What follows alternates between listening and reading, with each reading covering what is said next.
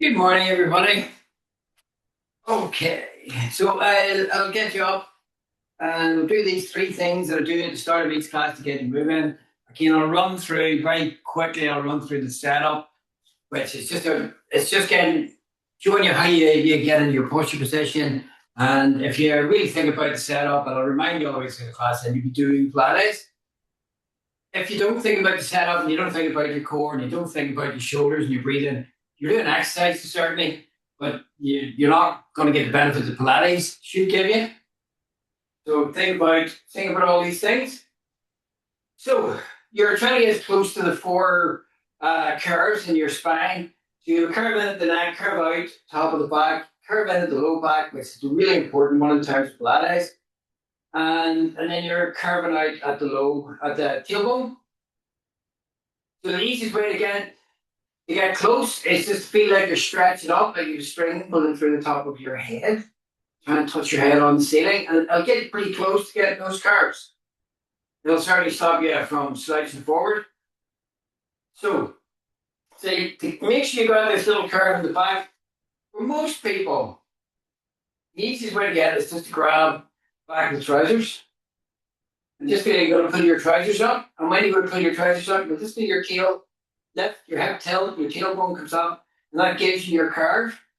Muscle holds bone, so you tighten one muscles at the bottom in this case, your gluteal muscles, glutes. So they're going to hold the hip in position, give you that curve. So your core wraps right around. It attaches to your hip, which is why it's important to get your hip in position. It attaches to your ribs and attaches to your spine. It helps hold them in position, and it allows the muscles that move those bones, it allows them to move those bones safely and efficiently. So, core does several things, one of which is flatten your stomach. So that's what you're going to use for this bit. You find your belly button, just bring it slightly below it. Feel like you're kind of suck your belly back from under your fingers and just pull your belly back like you tighten your belt up a couple of holes. You should still be able to hold conversation. So just pull it in, 2 holes in the belt, maybe even 3 holes in the belt. Sometimes in the exercise, you might find you need to put in a bit more than that. But generally speaking, it's around the sort of 2, 3 holes in the belt, or 20, 30%, whatever way you want to look at it. So you pull it in, and then just lift your belly button up slightly. And that brings in pelvic floor, which is basically the floor of your core. So when you lift the pelvic floor, it'll help, it holds some of your internal organs in position. So if the pelvic floor sags down, those internal organs drop down with it. So then their chances are they're not going to work exactly as planned and cause different problems. So if you just lift your pelvic floor up, it'll just pull those positions back, pull those organs back into position. So next, so you pull your core in. So the next thing you're going to do is you're going to get the breathing. So the breathing's different than Pilates. I'm going to get you to touch your fingers together, set them on the bottom of the ribs.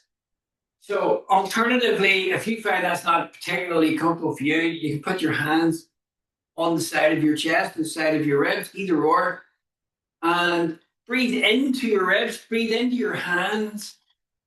Big breath in and fill the lungs, and then breathe out. Or you've got your fingers here, and you're going to breathe in. When you breathe in, your fingertips should come apart slightly, and then you're going to breathe out. So I'll just go close to the camera for that. So you're going to breathe in, and the fingertips will move apart very slightly as the ribs widen. So the ribs will widen and lift. You're breathing up in the chest, breathing up in the side of the ribs, lengthen, still lengthen through the top of the head.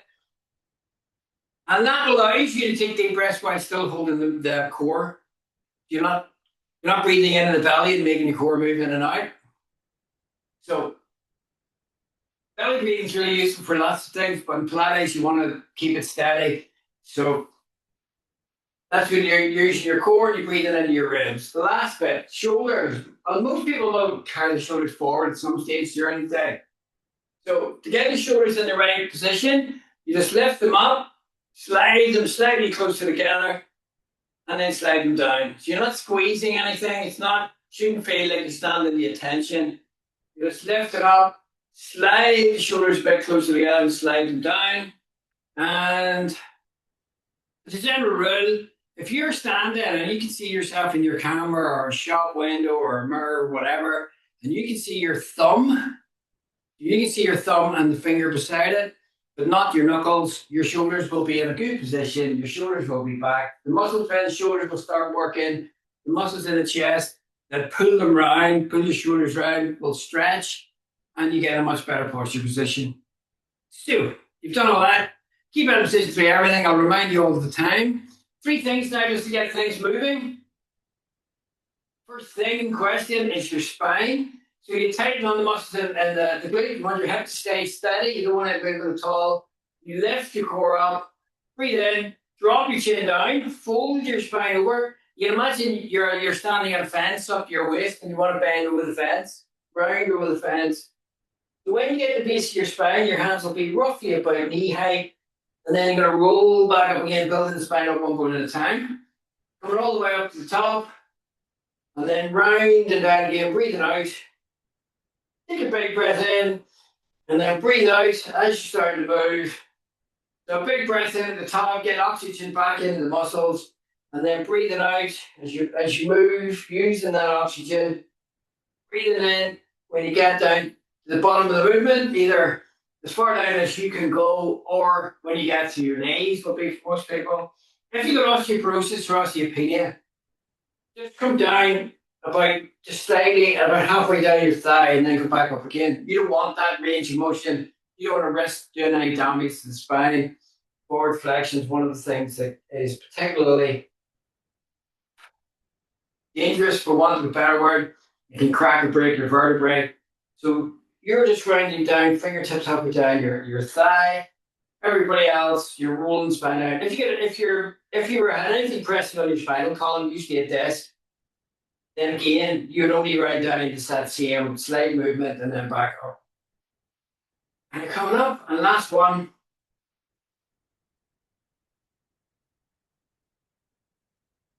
And then come all the way back up. Great. So I'll get round. So again, I should have said at the start, you could do that sitting in the chair as well, where you'd be rounding. You wouldn't be, you couldn't use, you're just rounding down until you feel at the bottom of your back. If you're sitting in the chair, you're obviously going to go past your knees. Again, if you have a chair that's not going to cause you an issue here, where you can do the arm circles, you can do that. I'll give an alternative for people here as well.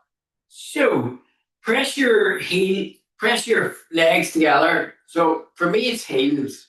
Could be calves, could be outer thighs for you. Everyone's a bit different. So then you're stretching out through the arms, and you're bringing the arms back. You're using the arms really as weight to stretch the chest. So when you're coming around, your brain loves to avoid stretching things that are tight because it's easier and it doesn't use energy. And that's what your brain's geared to do. But you've got to make it stretch them. So you're coming around, you turn your hands so your thumb is behind and your little fingers forward, and that will make it stretch.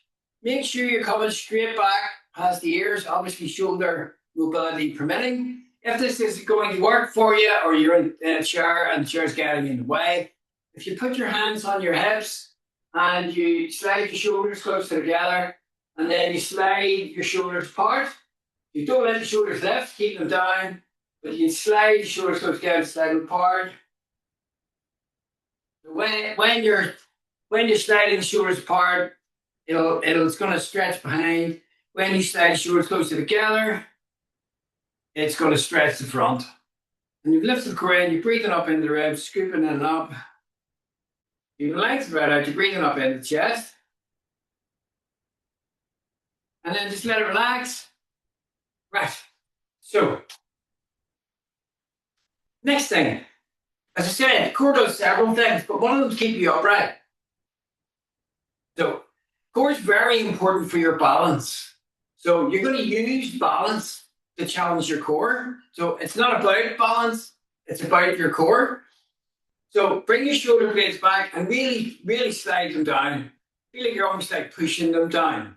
And lift your belly button in, pull your belly button in, lift it up to get your core engaged. It's almost like you're trying to link, in this case, your shoulder blades and your core.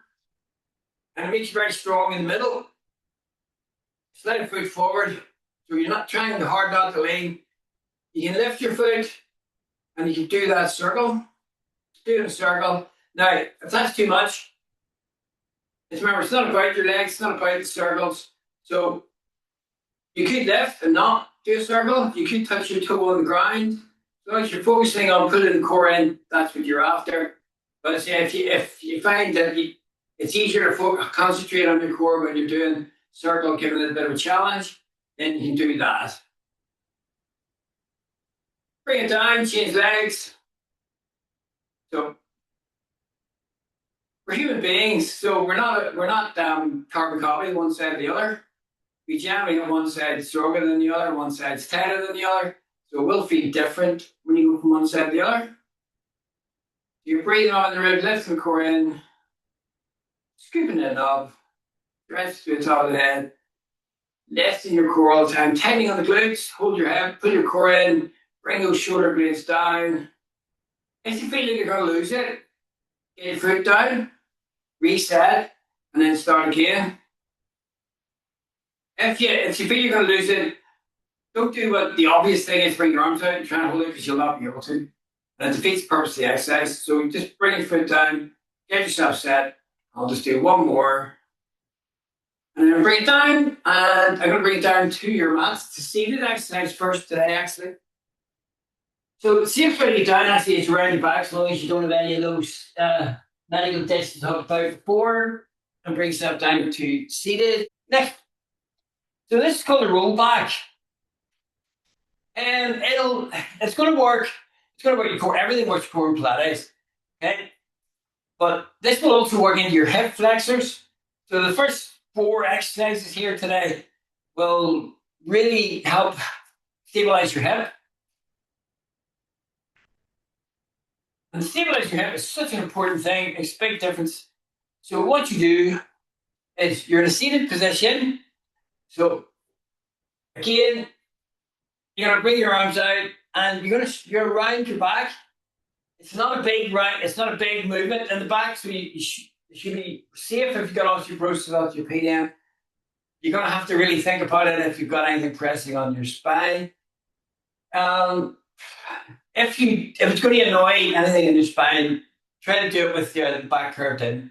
Other than that, your legs stay still. That's the most important part here. You imagine you've got a wall under here that you can't drop your knees down or lift them up. Knees stay in exactly the same place. You're rounding the back without letting your knees move.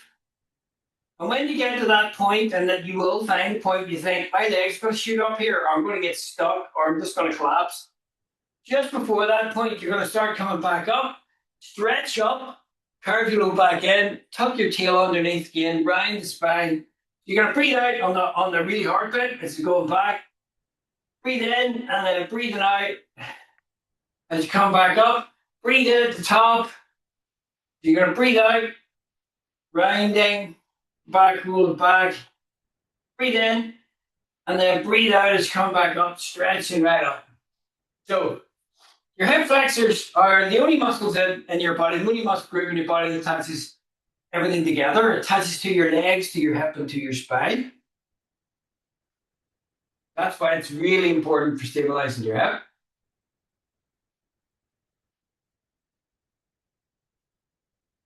So very basically, all of the biggest muscles in your body attached to your hips. So if your hip's unstable, those muscles aren't in a good place to work.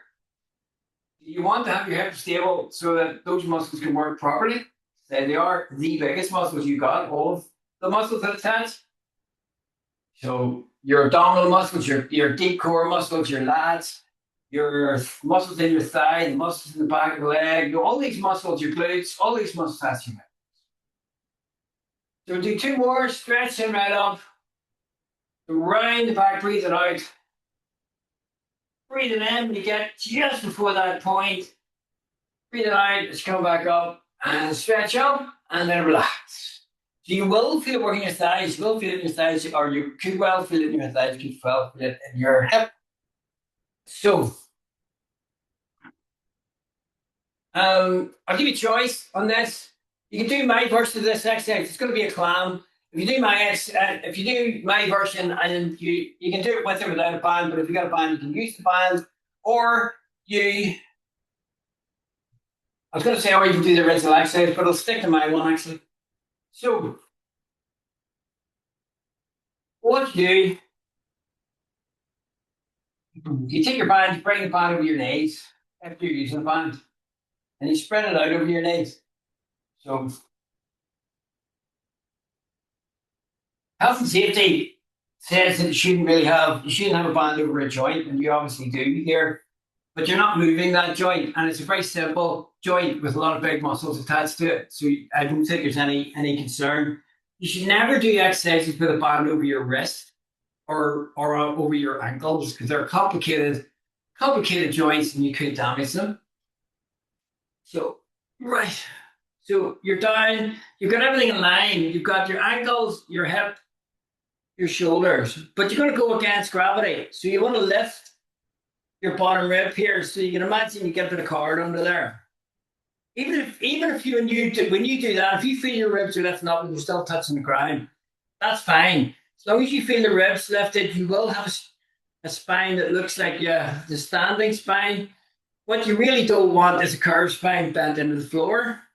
So just lift your bottom rib, hand forward, and if you have your elbow behind your wrist, it's a much safer route for the nerves going down, and you can press down through that hand, keeping the shoulder down. It'll bring the slat in, it'll bring back the shoulder and bring back the arm in. So you've stretched out. Now, roll your hip forward slightly so your top hip is a bit further forward than the bottom hip, and keep it there. Glue your feet together, press your feet together, and breathe out as you start to bring your knee up. Go into the band if you have one. And then you're going to breathe in, come back down, resisting the band pulling you down. So you're bringing the knee up, and if you don't have a band, you're bringing the knee up as you can go without the hip moving, and that should mean about level with the hip. If you can get your knee higher than that, your hips roll backwards probably, so just tighten on the glute a bit. Stop your hip moving. You're breathing out as you lift. You're breathing in as you come down. Just touch. Keep it moving, constant motion. You're breathing out as you lift. Breathing in, come down. Keeping that bottom rib lifted. Keep a stretch out to the top of the head again, really trying to lengthen your spine. Feet glued together. Scoop the core in, lift it up.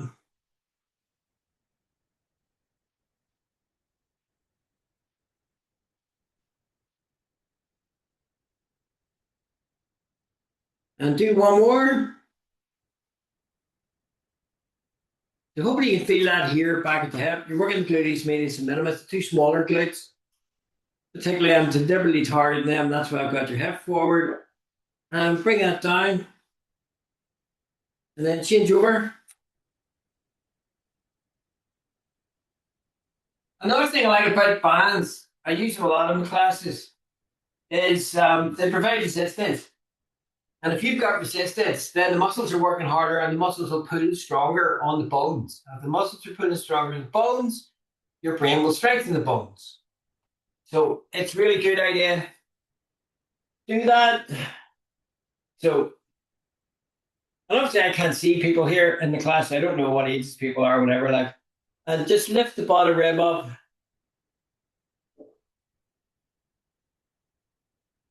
But you do hear, I mean, you will hear about people saying about the aging process where everybody's bones thin and everybody's bones do thin over time.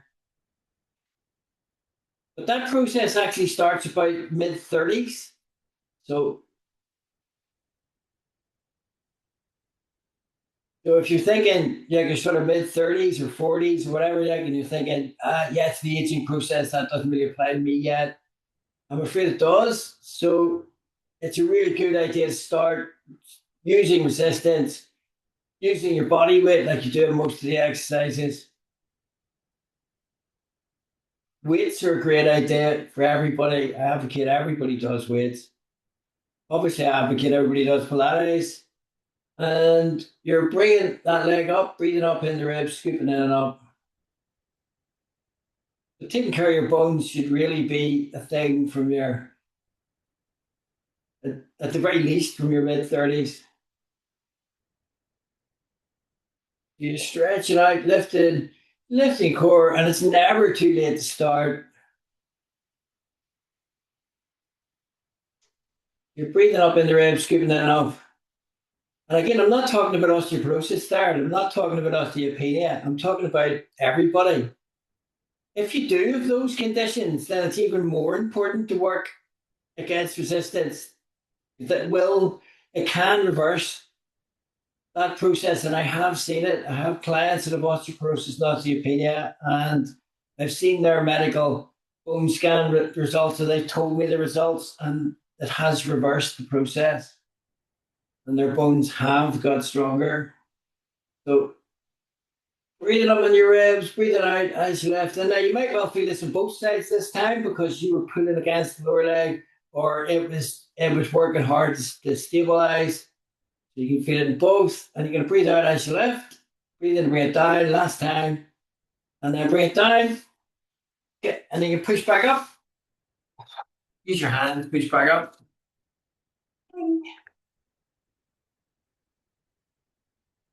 So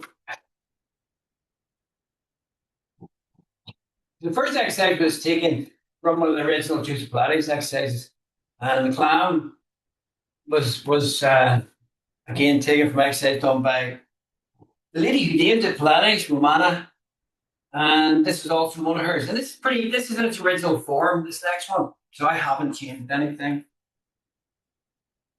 So what you do, go down, it's heel beats, it's called. So you're stretching out the top of the head. You put your hands on the back. Put your hands on top there, put your hands back. Your hands, can you see? You can. Turn the feet out. So not quite belly dancer, but certainly big toes apart.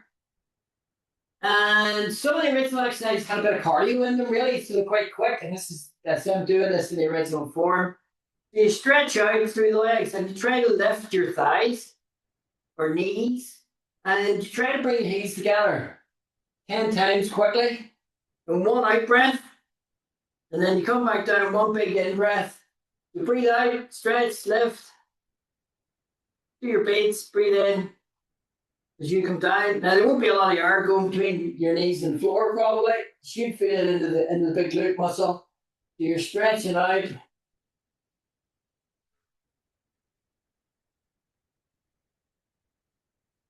Bring it down.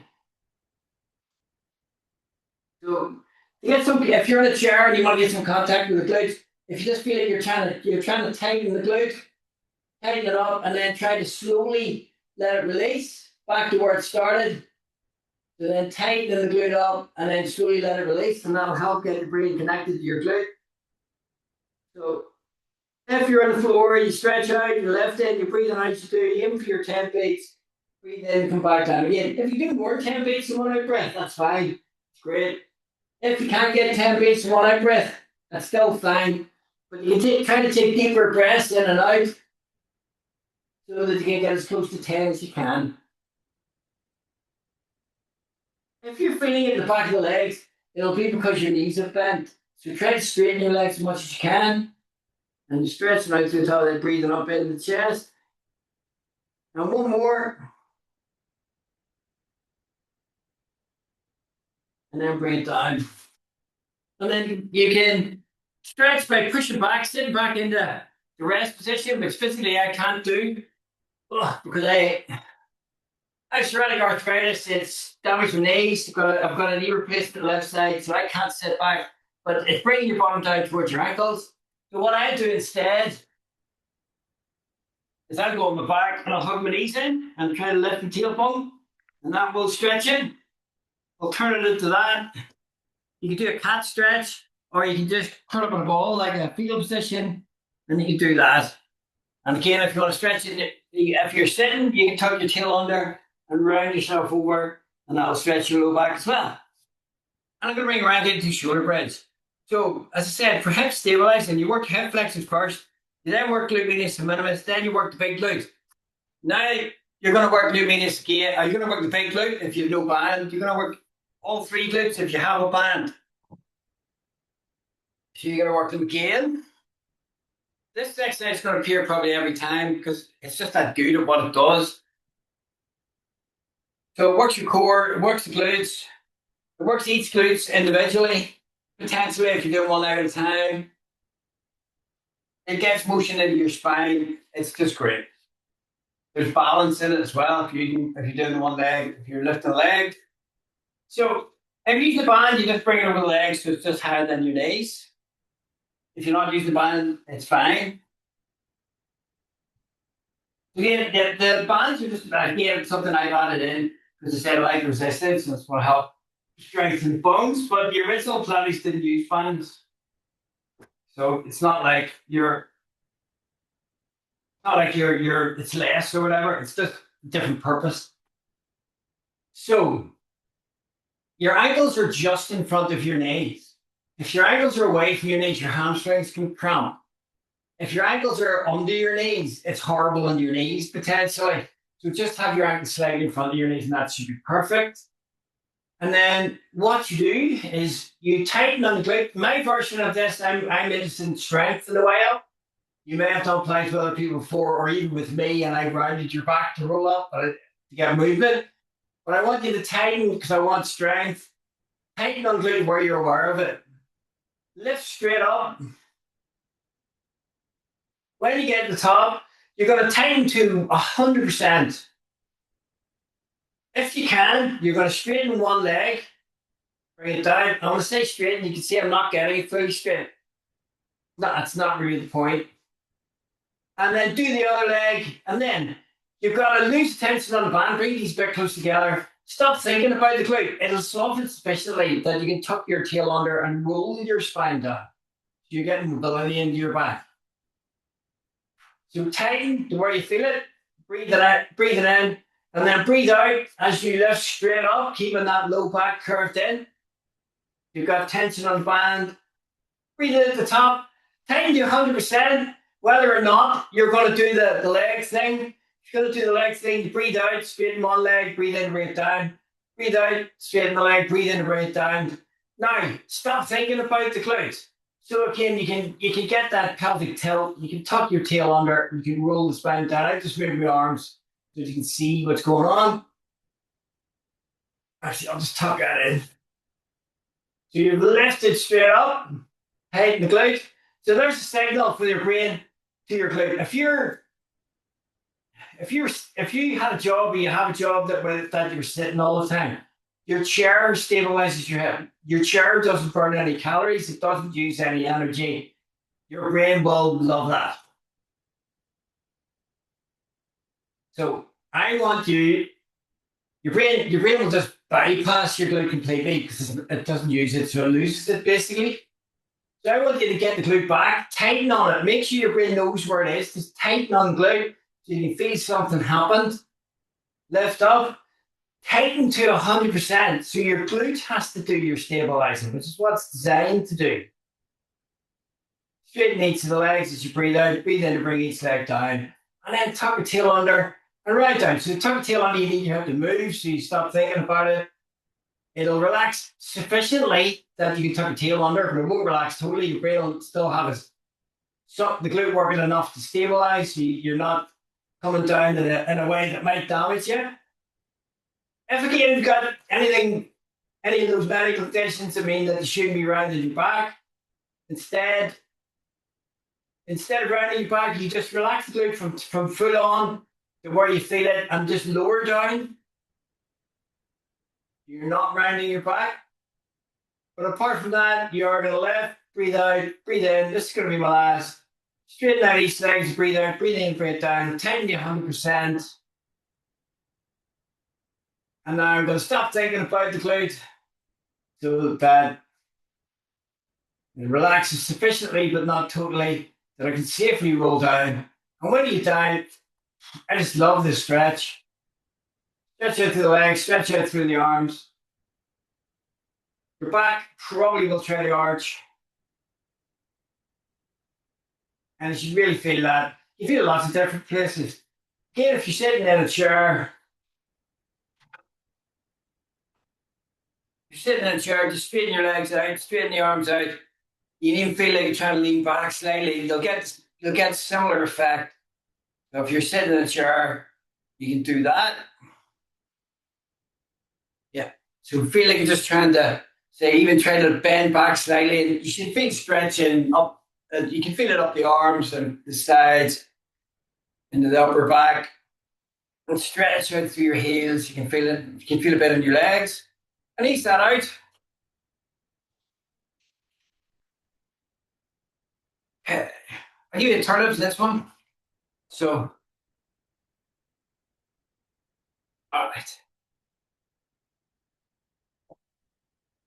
So this goes star. So this was originally taken from the reformer. So it's one of the original reformer exercises. And it's been just taken to the mat. The original exercise is really difficult, it's really challenging. So I came up with versions that were sort of more doable by the general population. So if your shoulder's okay, and if your shoulder and elbow okay, I'm going to have you with your shoulder directly above your elbow. If you're right here, you can hurt your shoulder. If you're in here, you can hurt your shoulder. So just make sure your elbow is directly below. And your arms, I'm going to give you an alternative, by the way, if that's not going to work for you. You're going to lift. You're lifting your ribs. You bend the lower leg to 90 degrees. So it'll look like that. And you're ready to go. And I'll get you moving in a sec. If that's not going to happen, you can bring yourself down, stretch out, and you can lift your bottom rib away from the floor. You've got your legs straight and your hands at your side. So I'm going to go back into this one to demonstrate you. Leg bend. You lift your hip. You are going to bring your arm up, bring your leg up. I'm turning my hands, sorry, it's going off screen. So I'm just turning my hands and palms towards the screen. And then I'm coming back down, palm towards my leg. So you're breathing out as you do that, keeping this lifted, don't let it sag. You're coming back down. If you're stretched out, it's the same. You've lifted your bottom rib, you're turning your hand, you're coming up. So you look like sort of half a star jump. And you've stretched right out. And you've lifted your core in and up.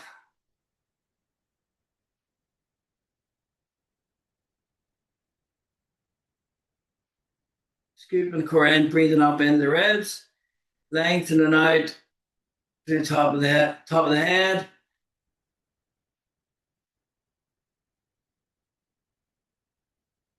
So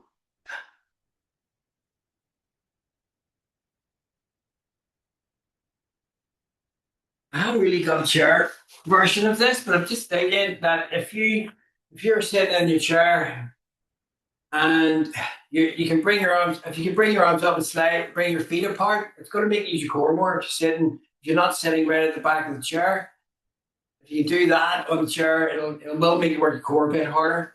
So that's I made up on the spot version for you.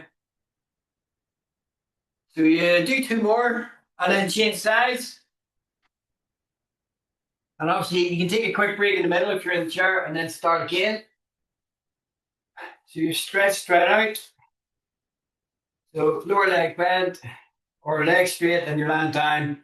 So you've lifted your ribs. So you want to avoid the sag. So lift your hip, hand on the side. One side always feel more than the other. And I just noticed my elbow's in the wrong place. Don't keep it there. Just change it. So make sure your shoulder's directly over your elbow. Arm coming up. Coming back down. You're breathing out as you lift. The arm and leg breathing in and come down. They were not carbon copies. Okay, so I'm getting less movement. I'm noticing here in my leg this time. So that gives me something to think about. You're breathing out as you come up. You're breathing in and come down. Lifting your core in up. And do one more. So it is strong exercise either way, whether you're lying down or you're on your elbow. So it's an easier version of an extremely strong exercise. So It still makes the easier version still tough. And bring it down. So, see, normally everything I do is based on the original exercises, and I don't really like to throw in other exercises. So, I know that's normally, but I am going to throw this one in. If, oh, so I call this exercise Jenny's V. You know, some of you might even have known her. Jennifer Jordan was a dancer, and I trained her to be a teacher, and she's really good.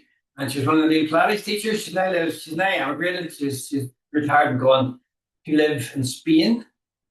But this is a version of an exercise that she showed me. So I've just named it after and give her the credit. So it's Jenny's V. It's based on a physiotherapy exercise. So it's not based on Pilates. So I just want to make that clear, just being transparent. If you've got a band or a tea towel, I meant to bring mine out today, sorry, and you have your elbows bent and you can pull.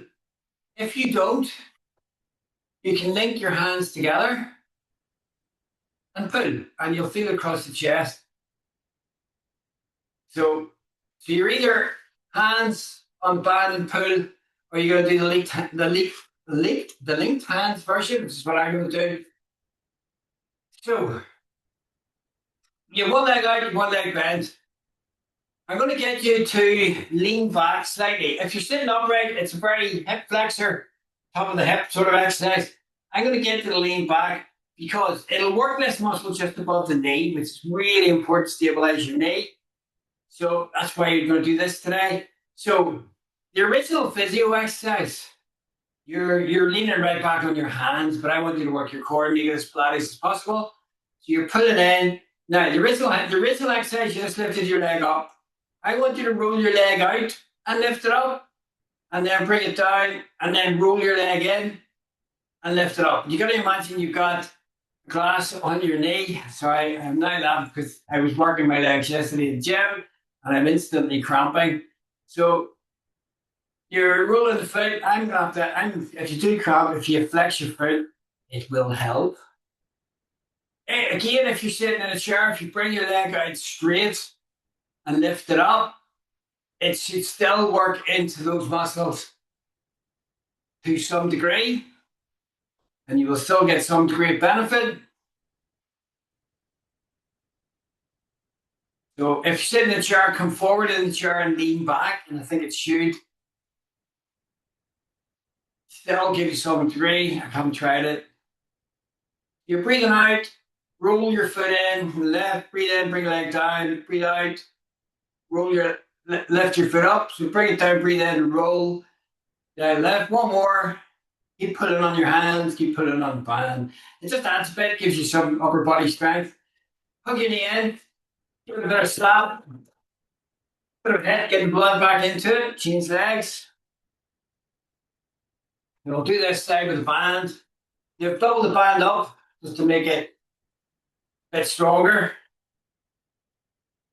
So you turn it out and you're lifting up, rolling the leg in and lifting up. So you're pulling the bands. The band's giving you resistance, or you could be pulling against your own strength to give you the resistance, but you're still getting resistance. You're still getting that bone density thing going on, trying to strengthen up the bones. So we're just leaning back. So again, if I'm doing it side on, I'm leaning back slightly because it redirects the exercise out towards the top of the knee there. It's one of your quad muscles, one of your thigh muscles. It looks like a tear shape. It's called vastus medialis oblique. If you ever talk to your physio, they'll probably just call it a VMO. You lengthen out, scooping in.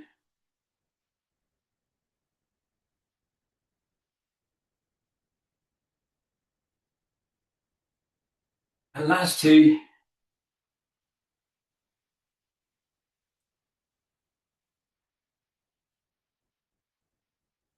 And then bring it down, give it a bit of rub, bit of slap.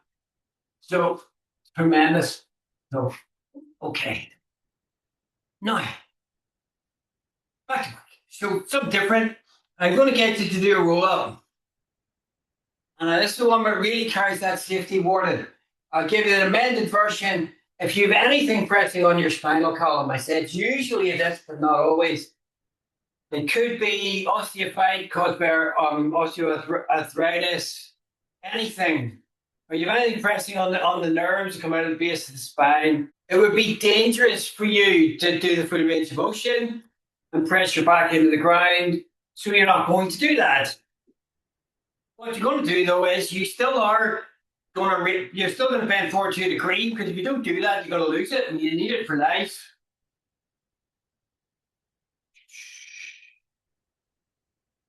The same will apply if you're in a chair, that you're still going to pull in and you're still going to round forward. If you do have any of those medical conditions, you're just going to round forward slightly. Other than that, you can push your back into the chair and then round forward. If it was safe for you to do, it'll still keep that motion for you and you learn how to do it safely. Bending forward is where you're more likely to damage this than any other movement of your spine. It's a sort of built-in calculated risk so that you pick stuff up off the floor. Your spine's designed brilliantly that you can't bend too far sideways or too far back if you don't have hypermobility. So it's great design. So if you can land on the floor, you're going to lie down and you're going to slide your feet away from you. You should feel less about belly button in terms of the muscle, but it's more about moving the spine. The elbows apart. If you got a band, you can about school ruler distance roughly. If you don't have a band, you can just mash your hands together and bring it behind your head. Oops. Elbows wide. Stretch out to the top of the head. Feel like you're trying to roll the bones. So if you have no medical reason why you can't press your back into the floor, you're going to press your back into the floor and roll your spine up. Look at your knees and roll back down. If you do have one of those medical reasons, you will nod your head. You will start to roll, but don't let your spine move, and then roll back down. So you will constantly have a curve in at the base of the spine, and there will be a little bit of air between your spine and the floor. If you use the band, you just pull on the band. So you're using your hands behind your head or the band to take the weight off the neck. So you're coming up. If you're able to touch it, you find your neck's quite relaxed. So your brain will tell you what's going on down here. If you were doing this without supporting the neck, you're quite likely to feel it in the neck. Quite literally, you're going to get it in the neck. And you won't know anything about what's going on down here because your brain's just going to tell you your neck's sore. Your brain will always prioritize. So you're going to roll up, breathing out. Your brain prioritizes. It'll tell you. It'll tell you something's in pain quicker than it'll tell you something's getting tired because it's exercising.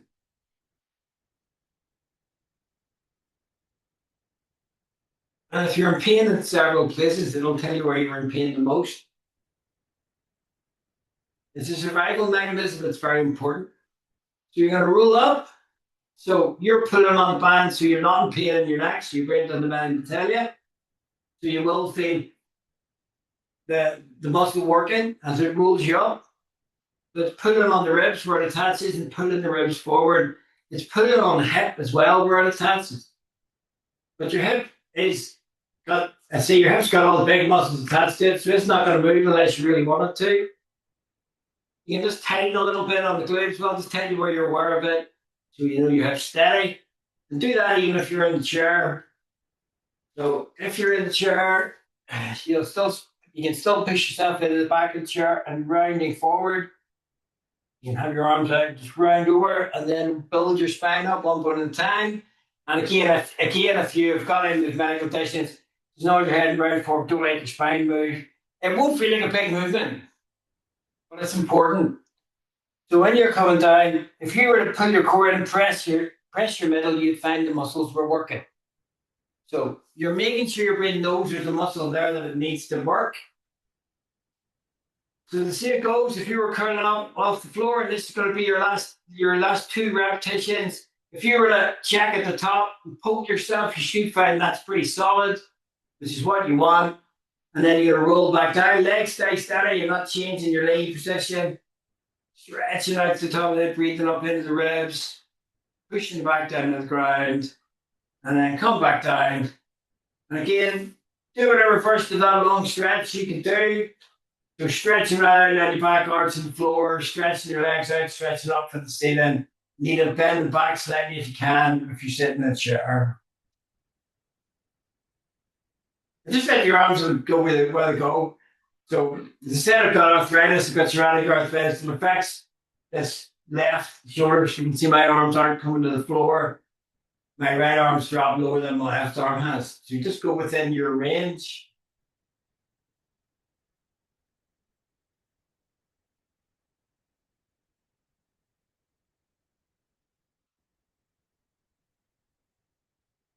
And then bring your arms back.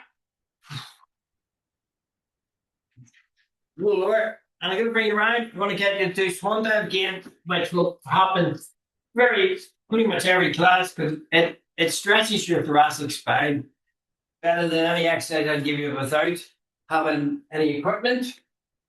The equipment would be like a small ball like this, or one of these stability discs generally, or one of those rollers. You can see them in the other end of the studio.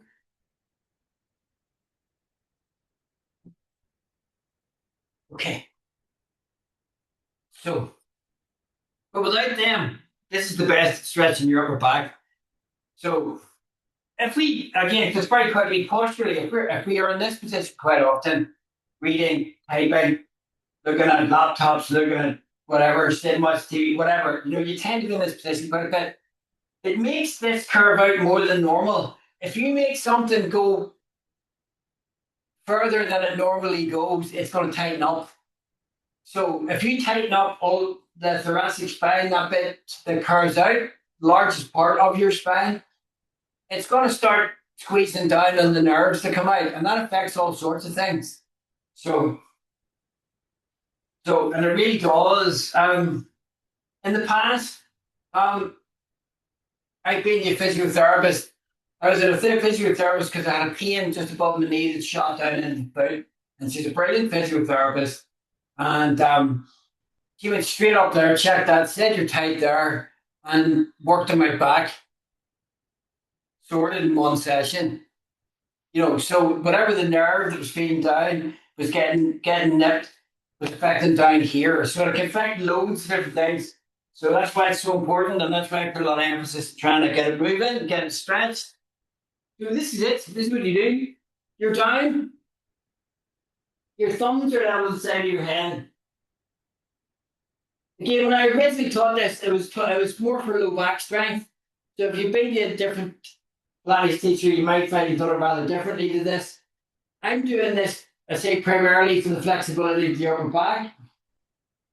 Shoulders are down, legs are pressed, glute just aware of again, and then stretch right out and bend. Peel yourself like you're stuck with Velcro.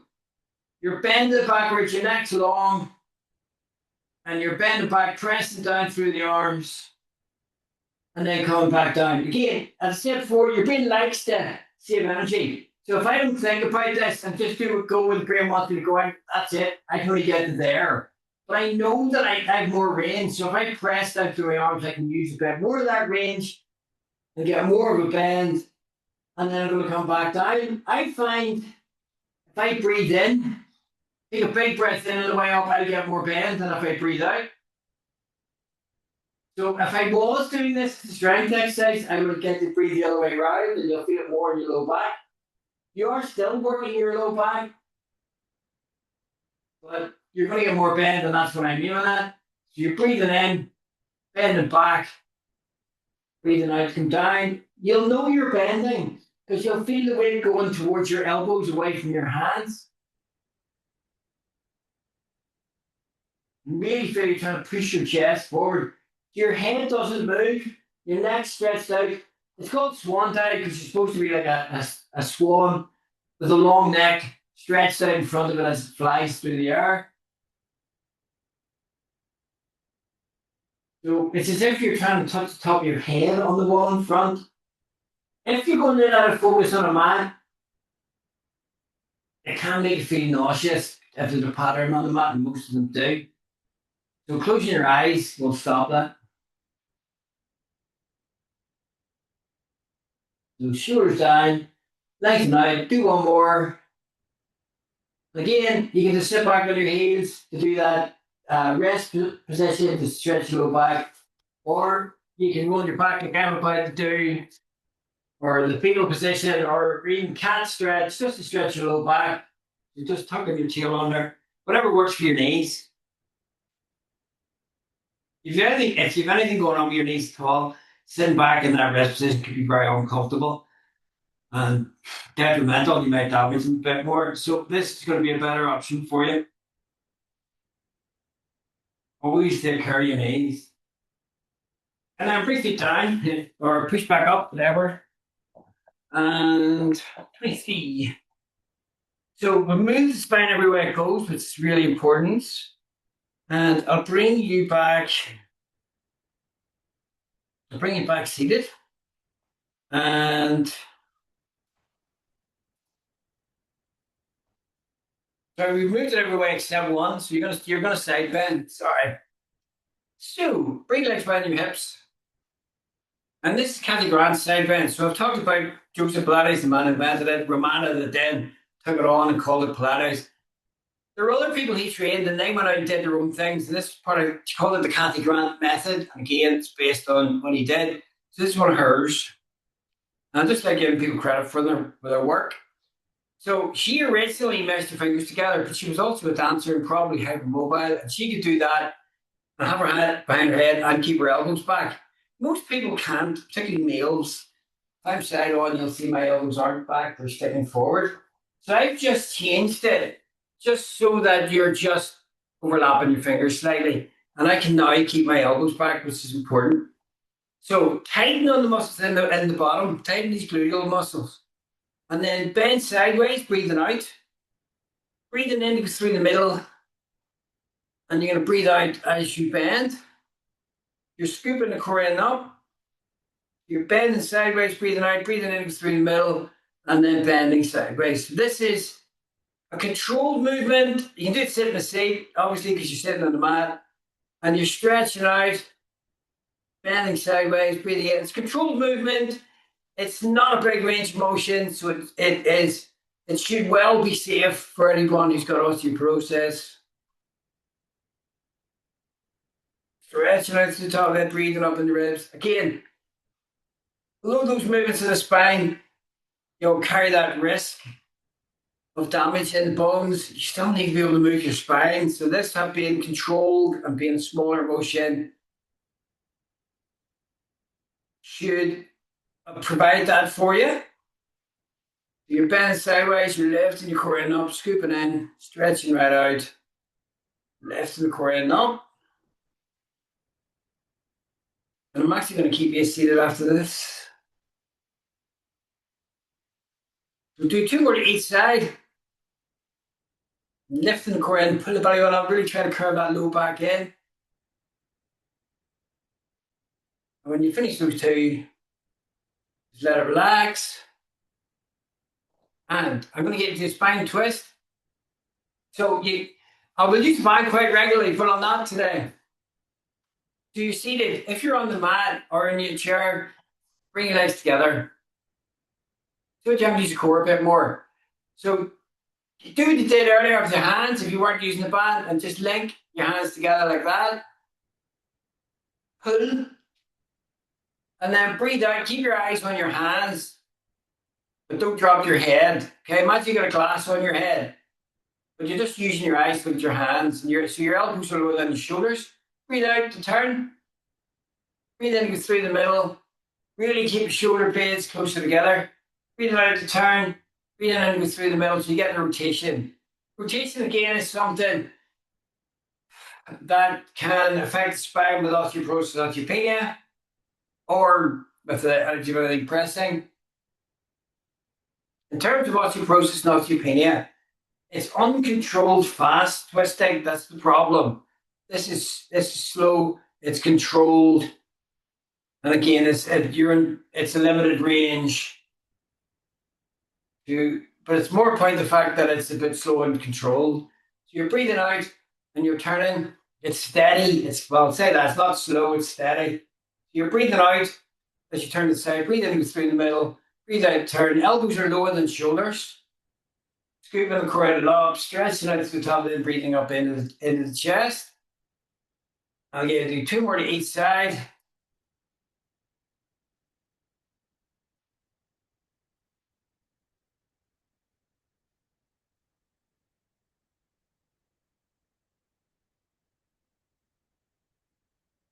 And then bring it back and let it relax. And just mesh your fingers together. It's physiotherapy stretch. So I'm bringing the next part for this. So it stretches thoracic spine. So push your shoulders forward and then round over slightly, just slightly. Have your elbows bent and just pull in your fingers and you should feel it across the top of your back. You can guide it. So you can try dropping down a bit and see if that changes it. It's made it a bit less for me today.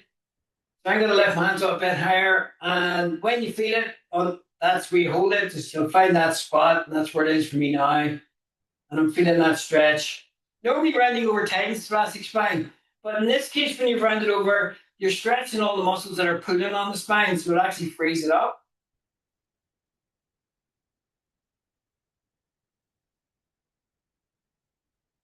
And then ease that out.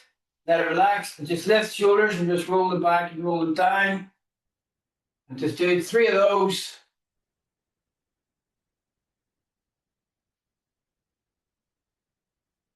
And then let it relax. And thank you very much. I really appreciate you being there. Thank you.